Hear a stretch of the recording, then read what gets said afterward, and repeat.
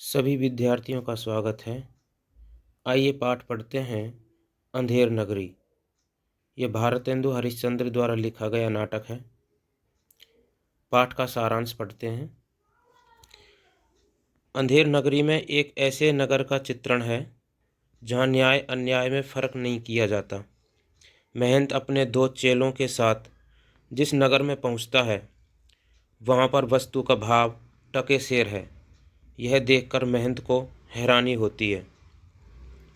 वह अपने चेलों को तुरंत नगर छोड़ने की सलाह देता है, लेकिन एक चेला गुरु की बात न मानकर उसी नगर में रह जाता है। इस अंधेर नगरी के राजा के राज्य में एक बकरी दीवार से दबकर मर जाती है। फरियादी राजा के पास न्याय की आशा लेकर पहुंचता है। राजा के हुक्म अनुसार बकरी के मरने के लिए जिम्मेदार के रूप में क्रमशः कल्लू बनिए, कारीगर, चूने वाले, भिस्ती, कसाई, गडरिये तथा कोतवाल को पकड़कर लाया जाता है, लेकिन हर व्यक्ति किसी दूसरे को जिम्मेदार बनाकर खुद छूटता जाता है। अंततः गोवर्धन दास को पकड़ लिया जाता है। फांसी के पहले चेला गुरु को याद करता है। महंत आकर गोवर्धन दास से गुप्त बातचीत करता है। फिर गुरु चेले में वाद विवाद होने लगता है। कारण पूछने पर महंत बताता है कि इस शुभ मुहूर्त में जिसे फांसी होगी उसे स्वर्ग मिलेगा। यह सुनकर राजा स्वयं फांसी पर झूलने के लिए तैयार हो जाता है। यह तो था नाटक का सारांश। अब नाटक के मुख्य तत्व पढ़ते हैं। कथावस्तु, चरित्र चित्रण, संवाद योजना, अभिनेता, परिवेश, भाषा शैली, उद्देश्य और मंच पर अभिनय करने जाने की क्षमता अभिनेता।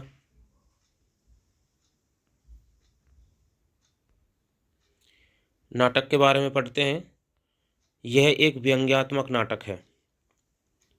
इस नाटक का उद्देश्य अंग्रेजी शासन के अंतर्गत भारत की दुर्दशा को चित्रित करना है। अंग्रेजों ने अपनी नीतियों से भारत को अंधेर नगरी बना दिया।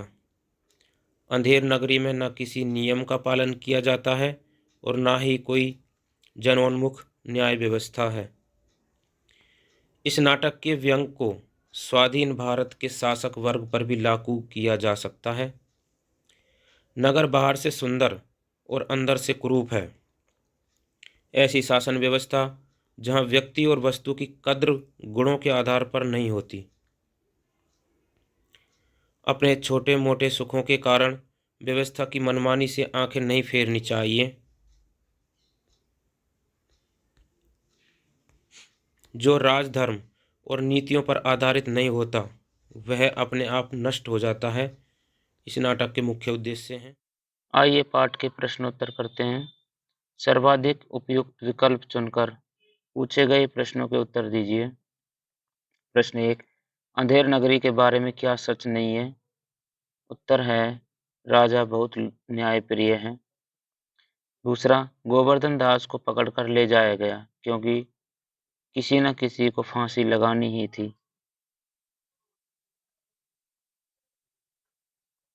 गोवर्धन दास द्वारा अपने गुरुजी को पुकारने का उद्देश्य क्या था?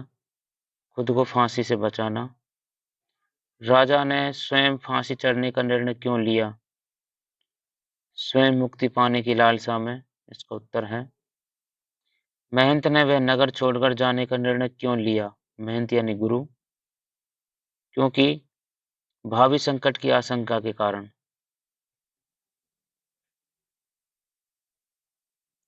घासीराम अफसरों के बारे में व्यंग करता है कि वे टैक्स बढ़ा देते हैं।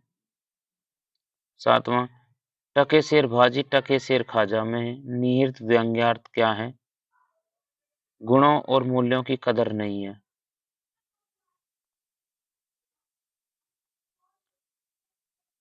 प्रश्नोत्तर। प्रश्न 1, अंधेर नगरी नाटक में चूरन वाला अपना चूरन बेचते हुए किन लोगों पर व्यंग करता है? किन्हीं चार के नाम पर लिखिए। 1 है महाजन, लाला लोग, एडिटर जात, साहेब लोग, पुलिस वाले। इन 5 लोगों पर वह व्यंग करता है? दूसरा प्रश्न, अंधेर नगरी नाटक के आधार पर बताइए कि नगर के लोग मोटे क्यों नहीं होते? राजा के न्याय के डर से नगर के लोग मोटे नहीं होते। प्रश्न 3, अंधेर नगरी के पात्र महंत, गोवर्धन दास और राजा का चरित्र चित्रण कीजिए। उत्तर, महंत का चरित्र चित्रण देखते हैं। सबसे पहले महंत यानी गुरु का चरित्र विवेक का चित्र प्रतीक है। वह इस सच का संदेश देता है कि जहाँ व्यक्ति और वस्तु के गुणों की कदर ना हो और हर घटना मूल्यांकन के लिए एक ही पैमाना मान अपनाया जाता हो, ऐसी व्यवस्था में रहना विपत्ति का कारण बन सकता है। महंत चरित्र के माध्यम से लेखक बुद्धि और विवेक का इस्तेमाल करके अपनी स्वाधीनता बचाने और छोटी-मोटी सुविधाओं में न पड़कर अपने स्वाभिमान की रक्षा करने का संदेश देता है। गोवर्धन दास गोवर्धन दास एक ऐसा पात्र है जो लालच का शिकार हो जाता है, जिसका दुखद फल उसे मिलता है। गोवर्धन दास सुख की खातिर गुरु के उपदेश की अवहेलना करता है। वह आम भारतीयों की उस मानसिकता का प्रतिनिधि है, जो अपने छोटे-छोटे सुखों की खातिर व्यवस्था की मनमानी और विवेकहीनता तथा अन्याय की ओर से आंखें मूंद लेता है। राजा का चरित्र चित्रण राजा के बारे में नाटक में बताया गया है कि वह चौपट है। वह भोग विलास में डूबा रहता है और नशे में धुत रहता है। वह आत्म केंद्रित है और उसे अपने मूल कर्तव्य यानी जनता के दुख सुख का भी कोई चिंता नहीं है। वह अपनी जनता के प्रति संवेदनशील नहीं है। अंधेर नगरी के चौपट राजा के लिए न्याय नहीं, उसका दिखावा महत्वपूर्ण है। राजा के सलाहकार वास्तविकता जानते हुए भी राजा की चापलूसी करते हैं। प्रश्न नंबर 4, अंधेर नगरी नाटक का कौन सा पात्र आपको सबसे अधिक पसंद आया और क्यों?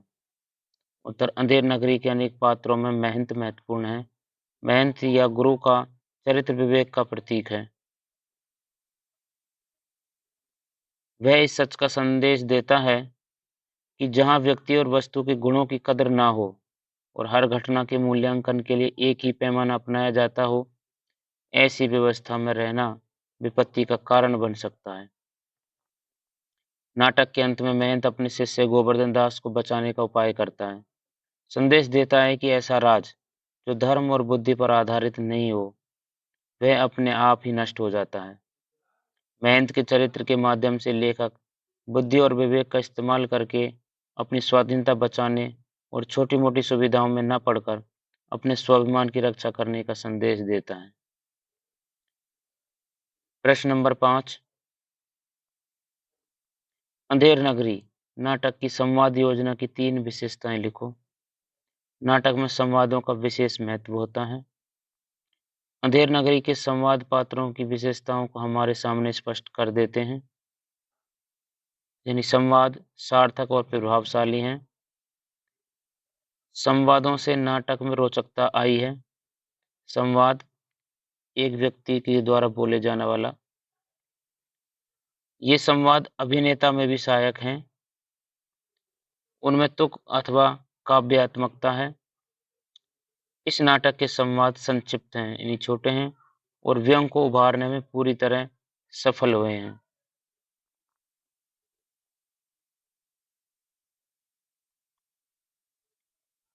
अंधेर नगरी नाटक लिखने के पीछे भारतेंदु हरिश्चंद्र का उद्देश्य क्या था? स्पष्ट कीजिए। उत्तर, अंधेर नगरी एक व्यंग्य नाटक है, जिसमें अन्यायी शासन व्यवस्था की विसंगतियों को उजागर किया गया है।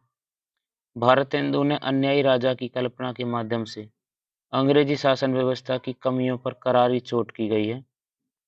ऐसी नगरी जहाँ तानाशाह की सत्ता है, न्याय का आडंबर हो और जनता का शोषण किया जाता है, वहाँ गुणवान और गुणहीन लोगों में कोई भेद नहीं किया जाता। अतः महंत जैसे विवेकी लोग ऐसे नगर को भावी संकट की आशंका के कारण छोड़ जाना ही उपयुक्त मानते हैं। नाटक में यह संदेश दिया गया है कि लोभ में पड़कर देश हित की यानी देश हित को नहीं भूलना चाहिए। अंधेर नगरी की भाषा शैली पर टिप्पणी कीजिए। उत्तर, अंधेर नगरी की भाषा में तत्सम, तद्भव, देशज शब्दों के साथ-साथ फारसी, अंग्रेजी शब्दों का भी अवसरानुकूल प्रयोग किया गया है। जैसा पात्र है, उसी के स्वभाव और आचरण के अनुकूल उसकी भाषा है।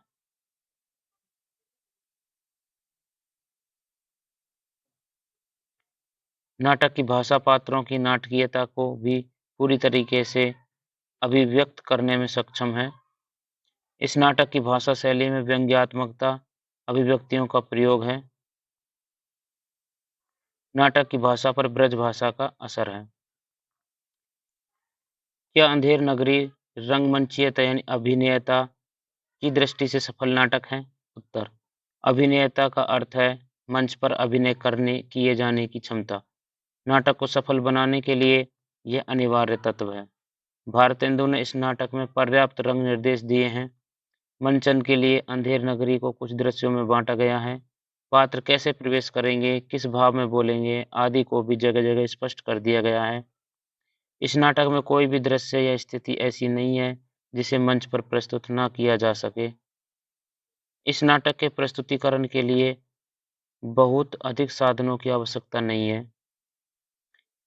इन सभी गुणों के कारण अंधेर नगरी बहुत बार मंचित हुआ है। अतः रंगमंचीयता यानी अभिनयता की दृष्टि से यह एक सफल नाटक है। इस प्रकार से हमने इसके अतिरिक्त महत्वपूर्ण प्रश्न भी किए, पाठ का सारांश भी पढ़ा और अधिक पाठ को विस्तार से पढ़ने के लिए आप पाठ्य पुस्तक में दिए गए पाठ को पढ़ेंगे और वहाँ से विस्तार से समझेंगे। धन्यवाद।